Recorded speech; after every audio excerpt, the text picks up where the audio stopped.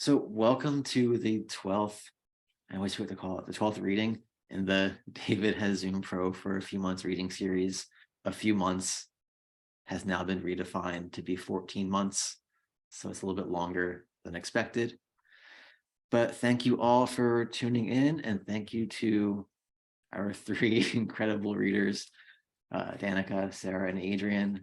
Really appreciate you all joining us. For the audience, just, of course, like any old reading, keep your mic muted. Don't yell things out while someone's reading, but we do have the beauty of the chat. So please use the chat. I am motioning towards the chat. You can see that. Use the chat to yell things out. I don't know, lines you love, weird Zoom clapping, whatever you want to do. The chat is there. Please feel free to use it. And we are just going to jump right into it with Adrienne. So Adrienne Marie Barrios is autistic and has an extensive collection of vintage and vintage reproduction dresses, shoes, sweaters, accessories, and bone china teacups that she actually drinks from. She is editor-in-chief of Reservoir Road Literary Review and Cloves Literary. In addition to being co-author of Too Much Tongue, Adrienne is the author of her debut solo collection, We Don't Know That This Is Temporary, coming from Redacted Books in 2023. Her work has appeared in numerous journals, including Tramp Set, Passages North, Rejection Letters, Stanchion, and Had, among others. And she has been nominated for a Pushcart Prize and Best Microfiction. Adrienne Marie Barrios edits award-winning novels and short stories and is currently at work on both of these very things and so much more. Thank you.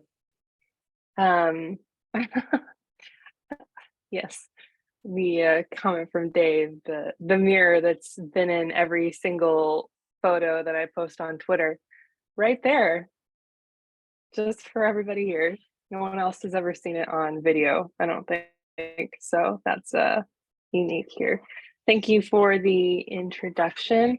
I had forgotten about that particular bio. I like it. I do have quite a few bone china teacups. I think somewhere in the upper 50s, all unique, which is quite the collection at this point.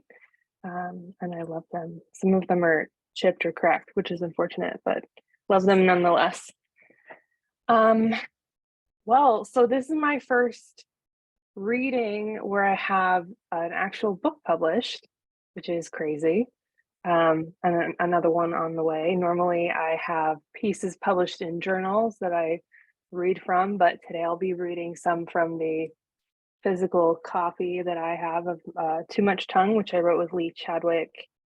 I'll read a few pieces from that and then a couple from my upcoming collection, which I also printed off. I'm one to print everything. I like to read from the hard copy. And if you're interested, shameless plug, yes, you can purchase this. If you purchase it, I highly recommend purchasing from Autofocus and supporting them directly. As any author knows, you can buy and sell things from Amazon, places like that, but there's a whole lot less that goes to supporting the actual press that publishes the material when that is the case. So thank you for anyone who has done that or will done that or do that. So one interesting thing about reading directly from the book as opposed to looking up the individual pieces that were compiled into the book is that we didn't actually include titles in the book. So I don't remember what the titles are and I did not go look them up. So I will tell you what page I'm reading. And then you can go look for it yourself in the book or find it somewhere. Some of these have been published. So this first one was published. It was one of the first three that we sent to Michael Wheaton, who is the publisher at Autofocus Books, and it was published on Autofocus Online. So it is out there, but I don't remember the title. It is on page 9 of Too Much Tongue. Adrienne Barrios stands in line at the post office and wonders if she will ever stand in the last line at the last post office that ever exists. She's returning a package to Nordstrom, a shirt that would not fit 3 Adriennes put together. She thinks the word sulfur, but doesn't know why. The man in front of her sweats gunpowder. She wonders what she would do if he pulled out a gun, any gun, and pointed it anywhere, somewhere, at her, through her, over her, every preposition followed by her. She wonders if time would freeze before her heart gave out. Adrienne Barrios hates thinking about guns and would rather read a poem about Lee Chadwick thinking about guns.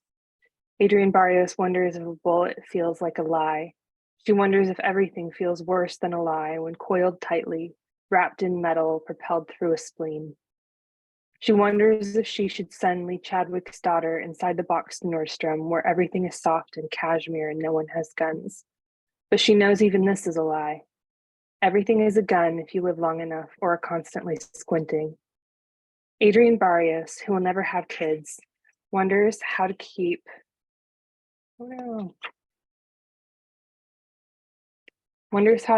Lee Chadwick's daughter safe from bullets, from lies, from bushes with the thorns, from tomorrow and every day after.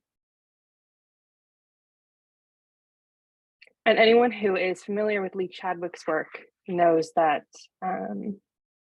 Lee Chadwick is very passionate about gun control and gun safety. So that is a theme that comes up a lot in her writing, and like hers and mine as well, as I have talked with her about that a lot and about current events.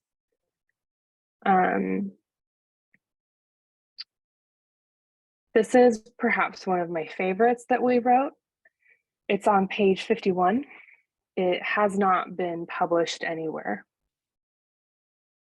Adrienne Barrios thinks about the effort it takes to walk from the living room to the kitchen, to twist her mouth into one expression after another.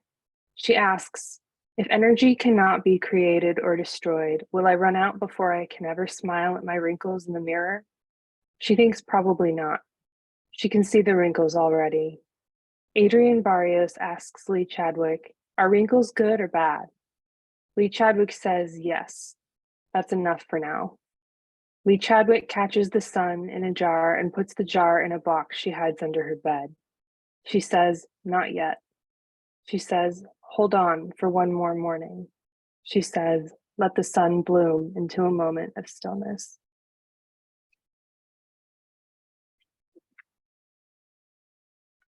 Going to take a drink.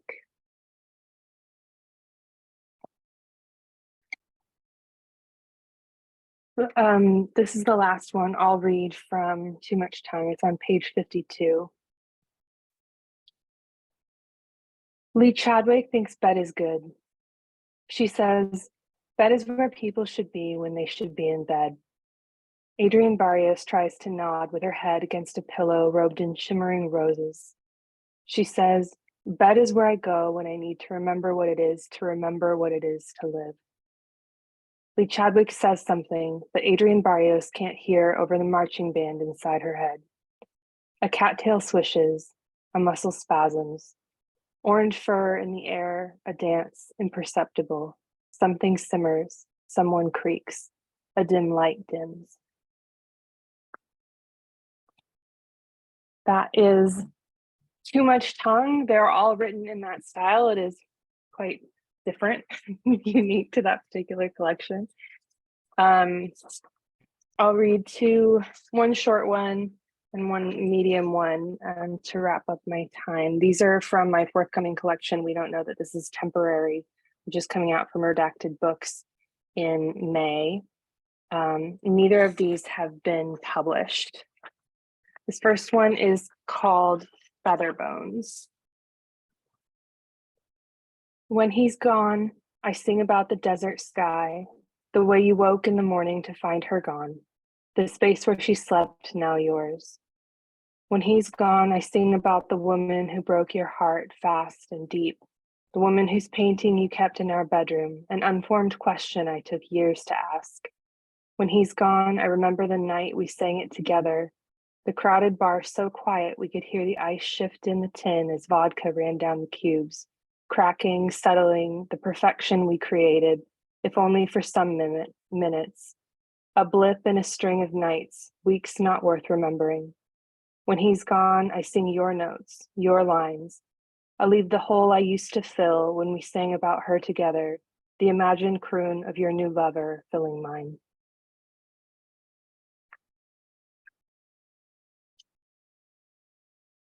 And this last one is called Lee Chadwick Part X. I have a series of poems I've been writing called Lee Chadwick. They are after Lee Chadwick, and I did decide to title it the first one Lee Chadwick instead of coming up with a title and saying after. So the first Lee Chadwick was published with Olney magazine, and I've continued to write them since then. There are like 15 now. Part X is not numerically inserted into that series anywhere. It's sort of a standalone. I learned that things that bore me from day to day take on new meaning when I almost die. The cat calling for me at midnight, incessantly restless, alone. The beauty of a messy kitchen, only half cleaned from a dinner only half enjoyed, but prepared with such passion. Parsley, garlic, leeks in one corner of the floor, crushed cashews strewn about. The silence of sitting in a chair with nothing but my water and time, precious time. I learned that I will never get enough of time. I gulp it, I breathe it in, lust for more. The seconds it slips by. I learned that some shame stays, but other shame wisps away like particles from a sneeze caught in a draft. I learned that I am grateful for this messy, difficult, deceitfully complex life I've built around me, and for the hand that keeps mine steady, even when the burden is too much. I have learned that it is often better to focus on the things I offer. Mediocre dinners done far too late, pillboxes refilled, a cold body to counter his warmth, and time, so much time. I have learned to let that be enough. Thank you. Thank you so much, Adrienne. I absolutely love the style of putting yourself into those poems. It makes me so happy to hear those. And everyone should definitely pick up that book. And of course, Adrienne's forthcoming book too. Make sure you follow her on Twitter to stay aware of when that book comes out. All right. Our next reader, Sara Moore Wagner, is the winner of the 2021 Cider Press Review Editors Prize for her book Swan Wife and the 2020 Driftwood Press Manuscript Prize for Hillbilly Madonna, and the author of 2 chapbooks, Tumbling After and Hooked Through. She is also a 2022 Ohio Arts Council Individual Excellence Award recipient, a 2021 National Poetry Series finalist, and the recipient of a 2019 Sustainable Arts Foundation Award. Her poetry has appeared or is forthcoming in many journals and anthologies, including Gulf Coast, Sixth Finch, Waxwing, Beloit Poetry Journal, and the Cincinnati Review, among others. Thanks so much. It's so great to be here. Thanks, Adrienne, for those poems. I'm looking forward to reading more of those. I've never put myself into a poem like that, so that's kind of something that I want to try now. So thanks for that. So I was thinking of reading a few poems from each of my books, and then maybe a few new ones. I've had a wild and weird 2 first book year, which has just been like, I don't know, confusing for me. So I'll start with Swan Wife, which I have here. And I'll read a few from that, and then Hillbilly Madonna, and then move on to some things I've been working on lately. This is the first poem in the collection, and Swan Wife really is an exploration of tropes about housewives and mothers in particular. It's based on the fairy tales of swan maidens or animal wives who are kind of made to be domestic or domesticated by someone who kind of steals their skin, and about learning to get that wildness back. So the first poem really begins in wildness. This poem is called Licentious. When spring comes, I go naked to the lake near the hospital where I was born. There is my mother. She has brought me a dress made from April sky. The clouds hang low, dragonflies flit over the surface of the water, cattails fat and meaty. She tells me, come out. Someone might see me, the bounce of my breasts, this ache.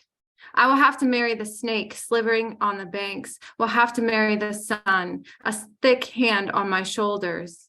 How much I resemble my little mother even now, holding out fists of earth to the morning.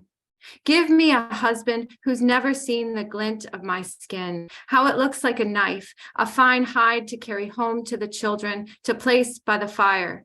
Give me someone who will weave me a robe from the grass behind my childhood home, will sit me in the swing where my mother used to rock me back and forth, singing, "You have stolen my heart, now don't go away." When I call out for him, the possum hears me first, long-nosed, a jaw full of teeth.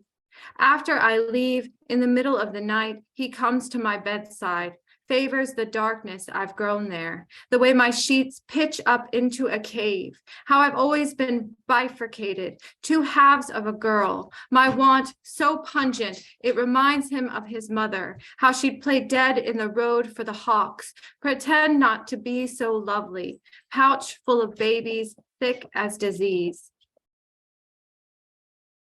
Now, you might have heard the front door thing because my child just walked in as I was reading that. But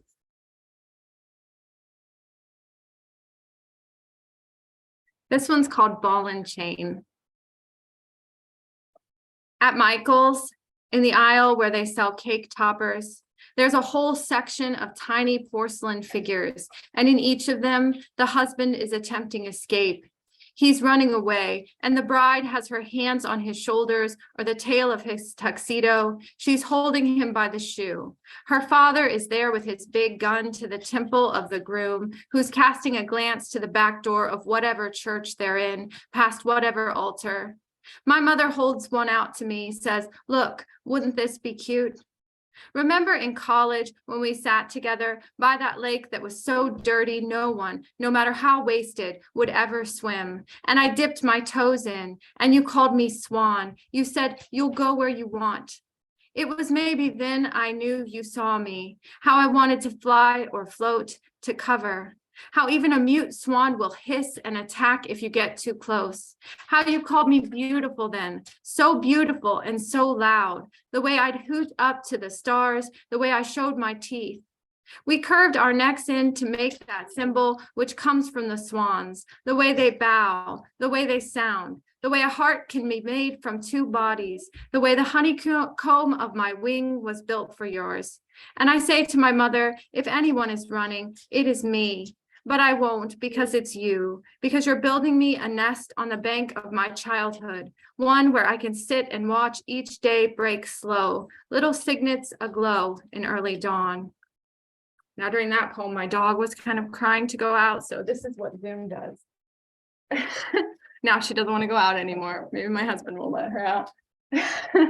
Okay. So the last one bye, Dolly. The last one I'll read from Swan Wife is called "A Woman Like That Is Not Ashamed to Die," which is a line from Anne Sexton's Her Kind.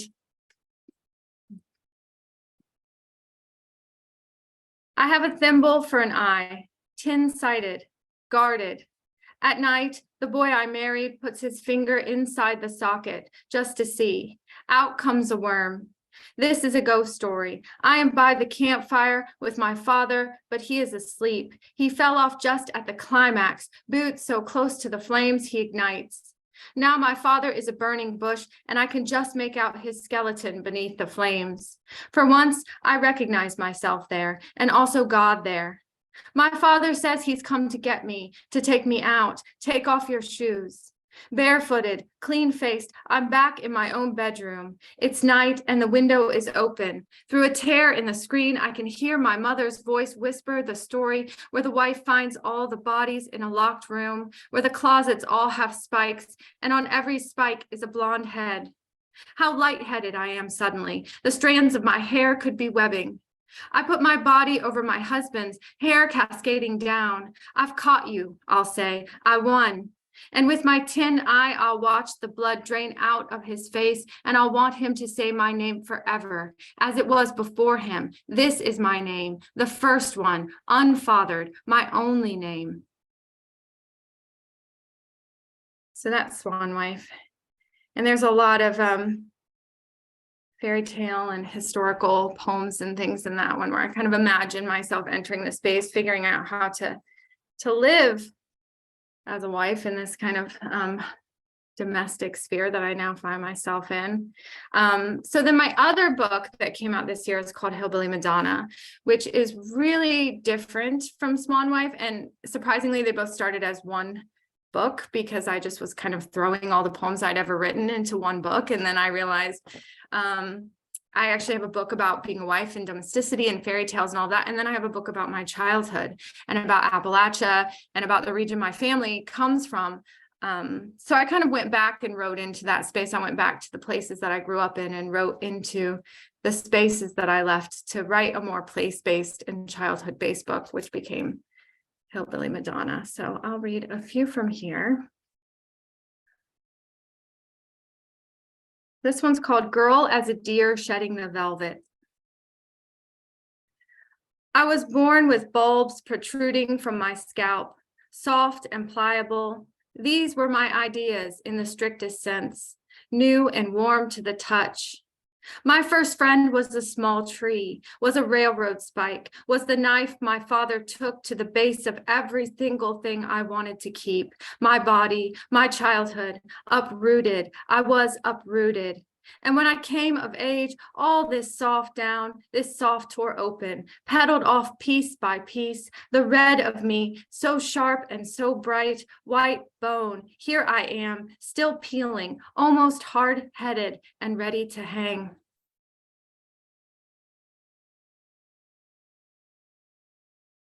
This one's called Captivity Narrative. In the middle of the day, the vultures crown the lake above where you lie on the shoreline, your skirt knit full of sugar ants, the sweet of your skin seeping into the dry clover. You could almost be the old cow our grandfather pushed into the creek bed, released like a bluegill, found later split open, ribs like fingers.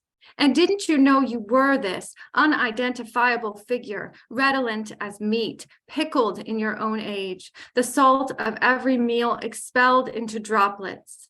It's the season for it, though, for lying still in a meadow while the clouds and birds festoon the sky so that anyone could just imagine it being made in the image of, where there might be a pasture beyond this, full of honeysuckle, where nothing tracks your slow progress into sleep, nothing scurries over your arms, so small and dark, invisible world now suddenly open as a mouth or palm. Here you are, almost to the molar, ripe. Isn't the land supposed to be here for you, to carry you home as your feet do your body, little by little, plodding across every stone until doorway or something else? It never matters how you get out, only that you always do. I'll read one more for this that kind of goes into a little bit of the darker elements of opioids and things that I want to explore from my own past and the generational things in my family. This one's called Protective Services.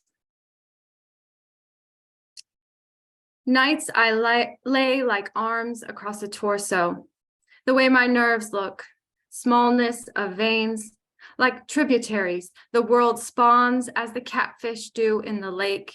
The raw center where I drown and re-drown my father, then the image of this new child.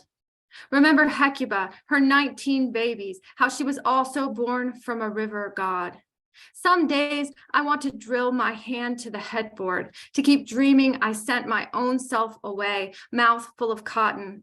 Instead, I hold a hot spoon to my eye until I am half blind as Cassandra, until I forget my mother's bruised arms, the bends of them empty as a syringe. How if they let us, we both could spread into the ground system, fork like lightning into the earth.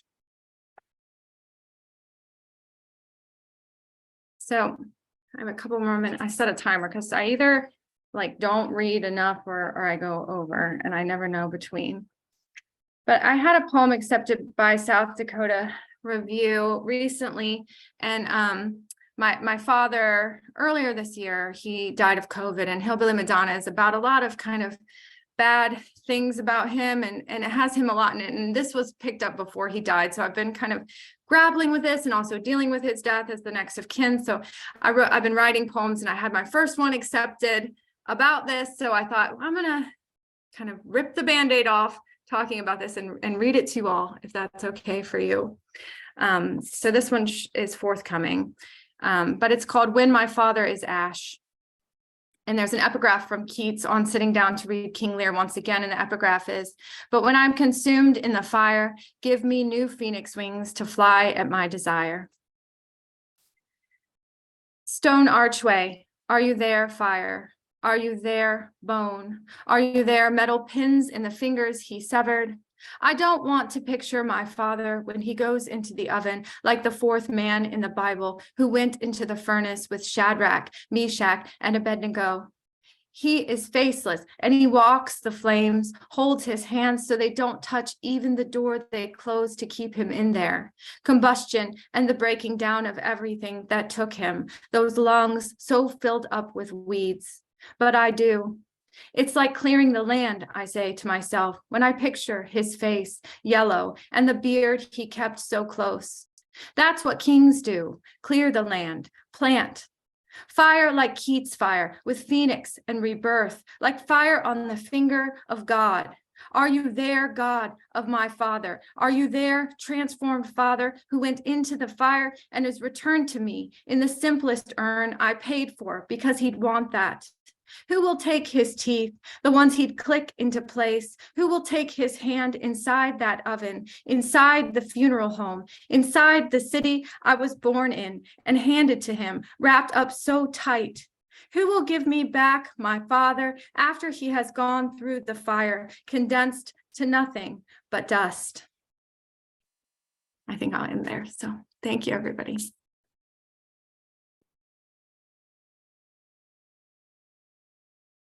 Thank you, Sarah. Last poem was beautiful. Thank you so much for sharing that one.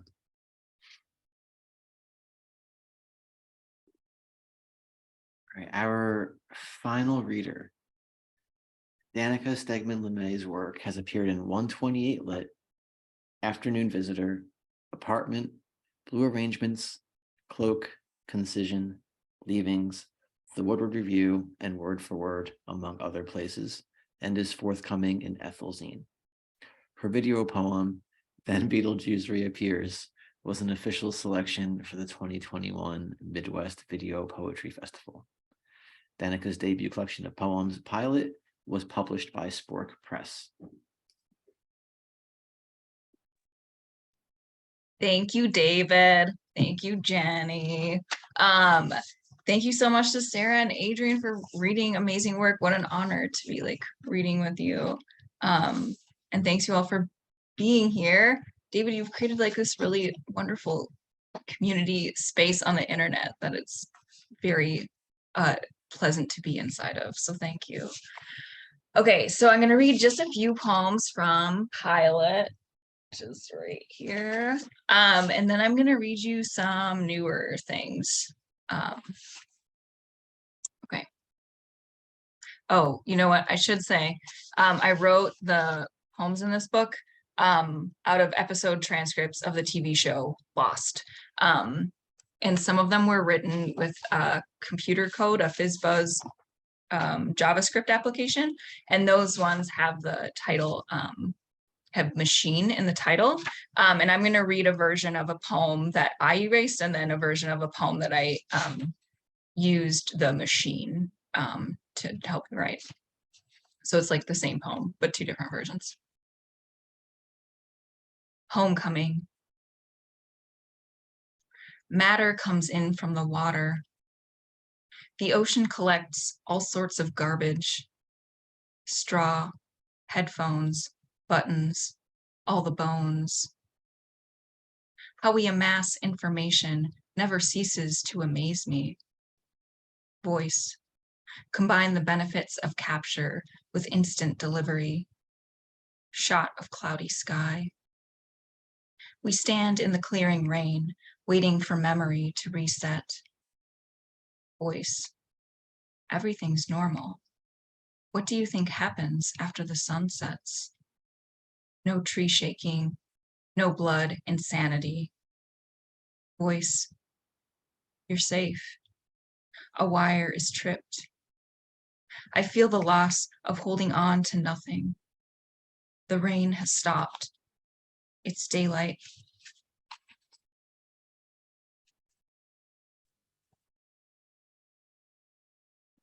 Machine, homecoming. On island, I am a signal. I own what opens. If you find, you take. If you steal, you need. Think hungry. Think water. The rain starts fine and deep. My you, my sleeper, my anyone, remember me here. A machine, a rotating God. What we gathered, we believed.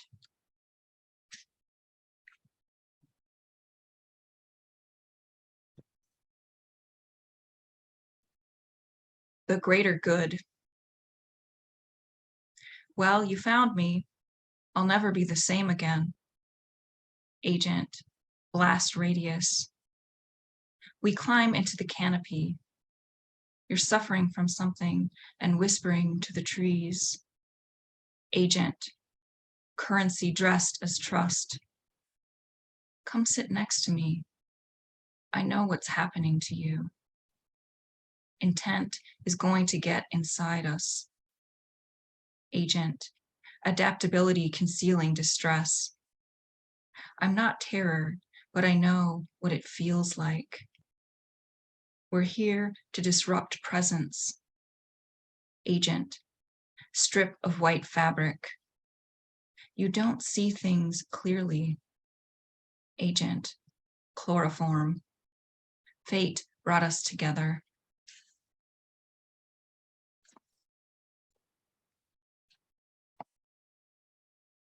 Adrift.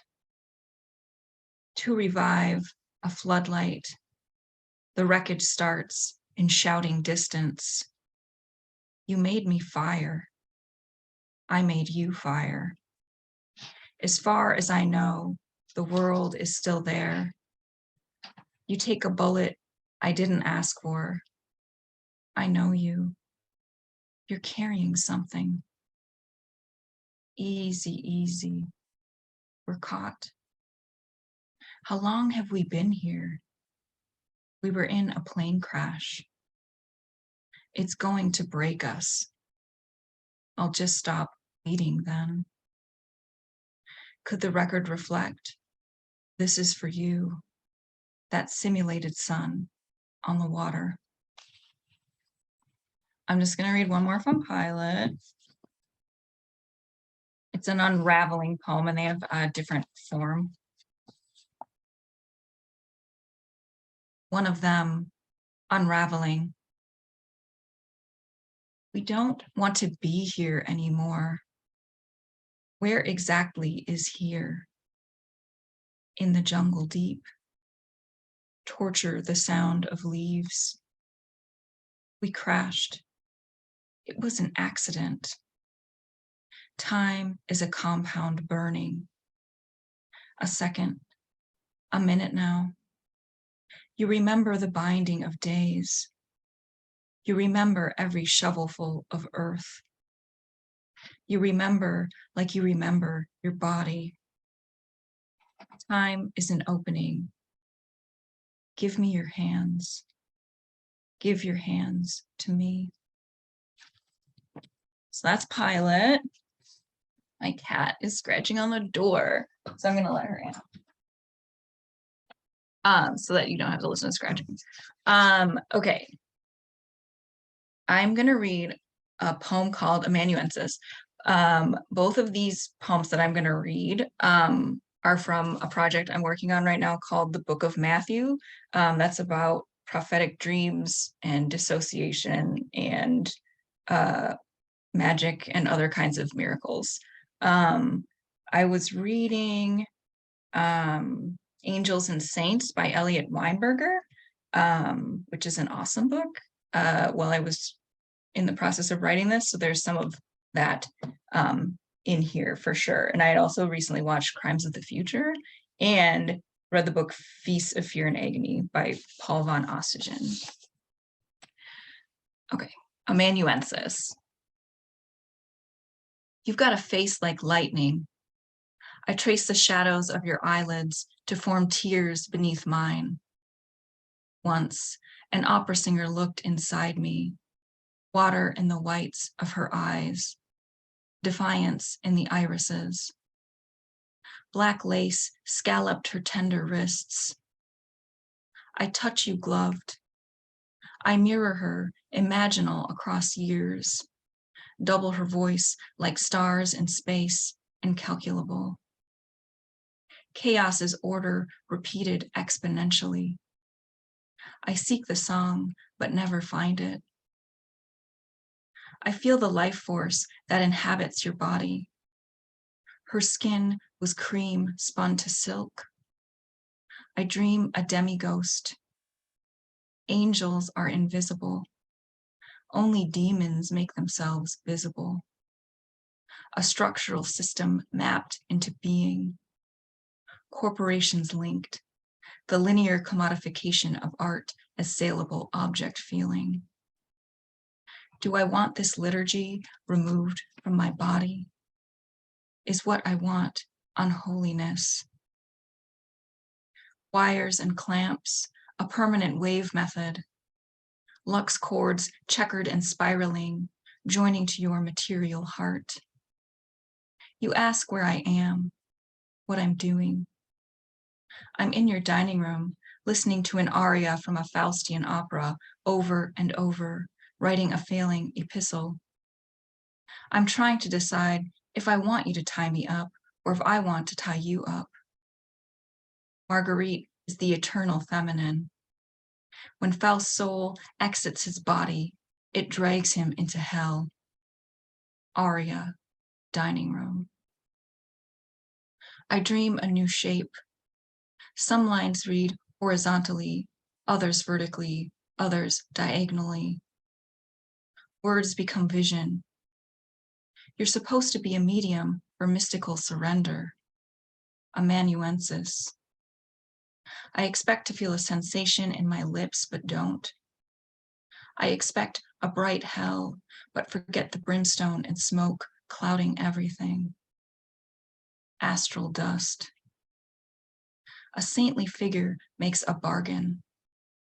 The saint makes a bargain with the keeper of the infernal world. Sometimes the saint is rescued, sometimes not. So that's amanuensis. The next one is called Kaleidoscope. It's rather long. It's the last one that I'll read.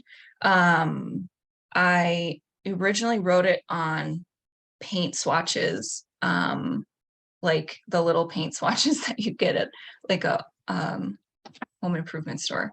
So some of the paint swatch names are hidden in here. Kaleidoscope. The void is a dream, is not endless. Mandala shift to fractal me in. What appears as infinite planes multiplying is two overlapping mirrors spun on the same axis. In the center of the heart, there's a cave. I enter the bardo in the cave inside my heart. My name is a cave in the womb of the earth. We enter it to enact surrender, to sacrifice blood and light. Let it pull you to its center. Tilt into me, propelled mirror cell. The turn is transparent. The movement must be paced, pieced into color slowly. My mind pulls me toward the future, and my muscles tense in response. In response, you press me gently upright. The rock walls fold inward, and I want to seam into them. stoppered, my ears rush like water exiting a mouth. Bruises surface in the night like missing a voice that doesn't belong to me. It's dark, but it's day. It's dark here.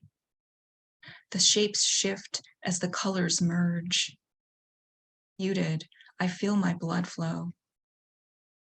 I tell you, you ought to care for your body. I feel your scar tissue without needing to touch your skin. You've pearled a fracture into bluntness. I honor its thresholds like a labyrinth. I traverse it to traverse myself. I make myself a dwelling. There's an aperture in me opening as the pains shift ultra white. I unpin my hair.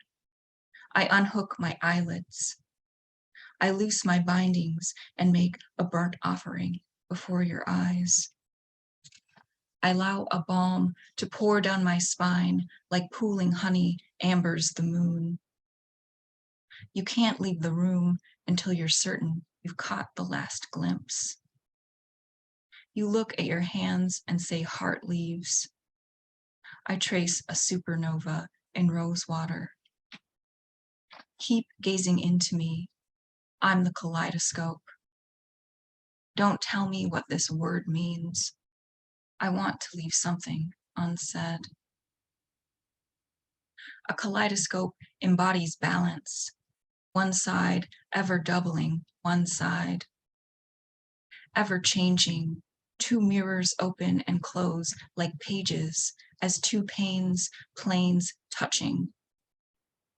I want to turn you 360 degrees, to see you through radii.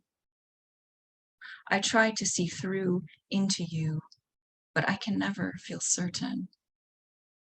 If this is a dream, it's a dream meant to segment me. Flip a coin and slice into dusk. The self harbors form constants, lattices, spirals, cobwebs, tunnels. The problem is I see you incompletely. The problem is I have no choice but to reflect you. The problem is when we turn on the same axis, it seems to me we radiate light. I'm the needle threading myself through the eye of the needle. See how it's not the breaks that make what burns luminous, but the continuity. Does the movement push you outward or pull you further in? I feel the heart in my chest as an open palm. I chew rose petals all afternoon. I allow the right hemisphere of my body to carry weight historically carried by the left. I'll be an array of panels, one frame transposed over another. I'll become a tunnel into my own heart, the dark space between phonemes. The fabric you wrap around you appears to shimmer. If you travel through the illusion and it warms you, if you allow the tunnel to transport you, if you allow the tunnel to be a portal that disintegrates and reforms you, you become a vessel. I hold a blood orange. I slice it open. I slice it again to equal segments. I can't help but be covered in acid. I tell you to consider the pith. I tell you at some point you'll need to relinquish whatever you've scaled over your heart. Your throat closes. Your throat opens and closes in speech and in speechlessness. The mirrors keep turning. What pulls at you like gravity, like one body orbiting another, is a hallucination. It's a trance, but what to do when the trance feels more immediate than what's real? Too many questions. too many rifts and divides to cross. I'm just a cardboard person. I'm just a retina and a visual cortex. Press the palms of your hands against the closed lids of your eyes. See the phosphenes. That's just cells discharging electricity. Thank you.